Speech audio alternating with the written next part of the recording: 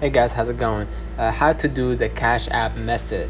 So the Cash App method usually refers to using Cash App for various transactions or tasks. Here's a brief guide on some common methods. Just open the Cash App on your phone and then tap the cash icon to enter the amount. Tap pay, enter the recipient's cash tag, a phone number or email, and add note if it desired, and then tap pay to confirm. And if you want to receive money, share your cash tag or linked phone number or email with the sender, and then once they send the money, you will receive a notification and the funds will appear on your account.